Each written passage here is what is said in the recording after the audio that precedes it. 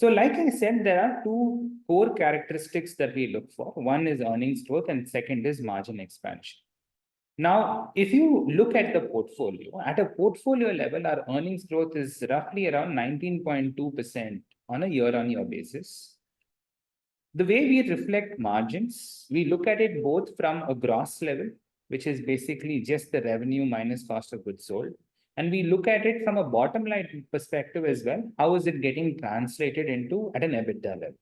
So if you look at our portfolio shape over the last 7 years, roughly in 2017, our gross margins at a portfolio level was 54.5. Today, that same number is 59.3, which is what I call as prices go up, which is the environment that we are in, we want the portfolio's margin profile to also increase. Second thing, is that translating into an EBITDA margin? Today, that EBITDA margin is roughly around 18.4%, which translates into a very strong return on capital.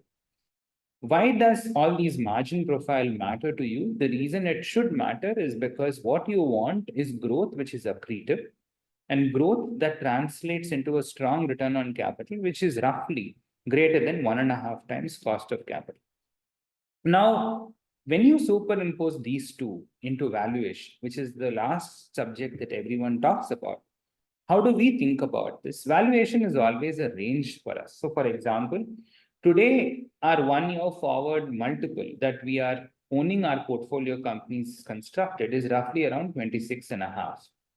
We are owning the earnings at around 19.2. So that roughly translates into a PEG of around 1.55. Typically, what we look at doing is as our portfolio PEG effectively begins to go closer to 2, we would like to maintain higher than average cash. And as it drops closer to 1, we like to increase our particular equity exposure.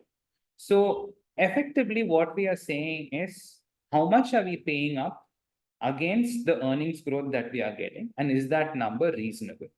Very rarely in your cycle will you get a PEG less than 1 at a portfolio level. It's happened twice in the last 7 years of us running. And that's where we will fully get deployed and fully get concentrated.